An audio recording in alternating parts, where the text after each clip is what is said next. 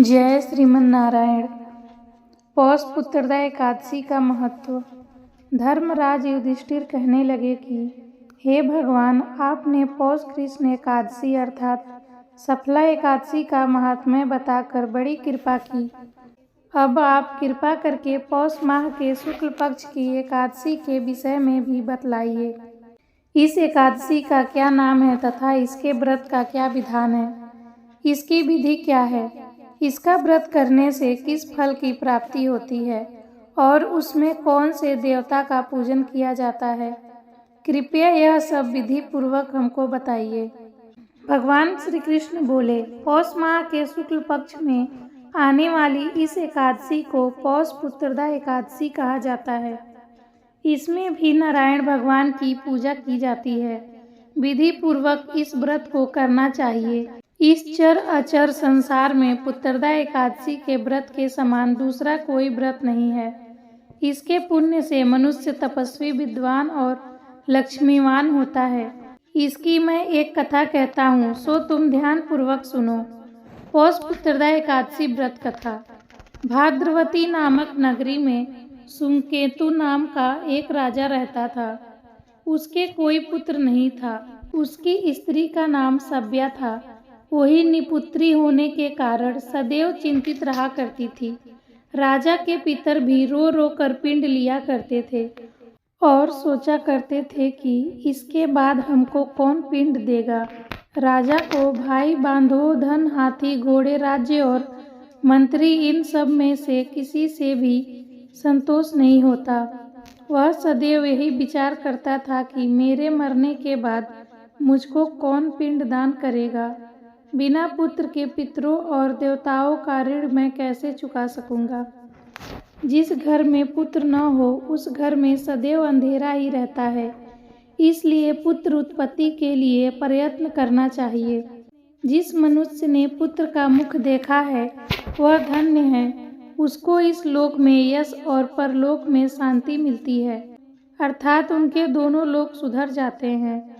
पूर्व जन्म के कर्म से ही इस जन्म में पुत्र, धन आदि प्राप्त होते हैं। राजा इसी प्रकार रात दिन चिंता में लगा रहता था। एक समय तो राजा ने अपने शरीर को त्याग देने का निश्चय किया, परंतु आत्मघात को महान पाप समझकर उसने ऐसा नहीं किया। एक दिन राजा ऐसा ही विचार करता हुआ अपने घोड़े पर चढ़कर वन को चल दिया तथा पक्षियों और वृक्षों को देखने लगा। उसने देखा कि वन में मृग, व्याघ्र, सूअर, सिंह, बंदर, सर्प आदि सब भ्रमण कर रहे हैं। हाथी अपने बच्चों और हथनियों के बीच घूम रहा है। इस वन में कहीं तो गीदड़ अपने कर्कश स्वर में बोल रहे हैं, कहीं उल्लू ध्वनि कर रहे हैं। वन के दृश्यों को देखकर राजा सोच विचार में लग गया। इसी प्रकार आधा दिन बीत गया। वह सोचने लगा कि मैंने कई यज्ञ किए, ब्राह्मणों को स्वादिष्ट भोजन से तृप्त किया, फिर भी मुझको दुख प्राप्त हुआ, क्यों? राजा प्यास के मारे अत्यंत दुखी हो गया और पानी की तलाश में इधर उधर फिरने लगा। थोड़ी दूरी पर राजा ने एक सरोवर देखा। उस सरोवर के कमल खिले थे तथा सारस, हंस, मगरमच्छ आदि विहार कर रहे थे। उस सरोवर के चारों तरफ मुनियों के आश्रम बने हुए थे। उसी समय राजा के दाहिने अंग फड़कने लगे। राजा शुभ शकुन समझकर घोड़े से उतरकर मुनियों को दंडवत प्रणाम करके बैठ गया। राजा को देखकर मुनि ने कहा, हे राजन, हम तुमसे अत्यंत प्रसन्न हैं। तुम्हारी क्या इच्छा है, सो कहो। राजा ने पूछा, महाराज, आप कौन हैं और किस लिए यहाँ आए हैं, कृपया करके बतलाइए। मुनि कहने लगे कि हे राजन, आज संतान देने वाली पुत्रदा एकादशी है। हम लोग विश्वदेव हैं और इस सरोवर में स्नान करने के लिए आए हैं। यह सुनकर राजा कहने लगा कि महाराज, मेरे भी कोई संतान नहीं है।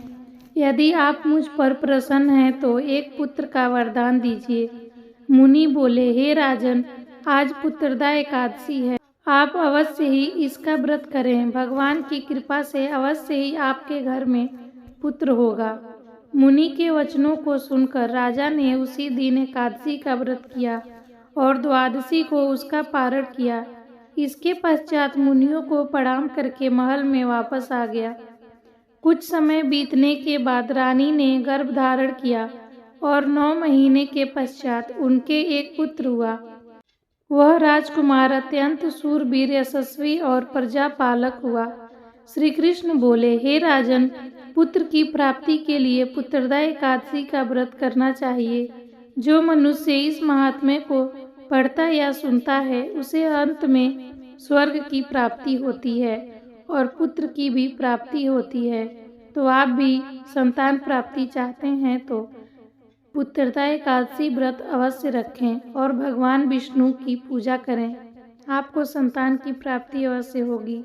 सबको जय श्रीमन नारायण। राधे राधे।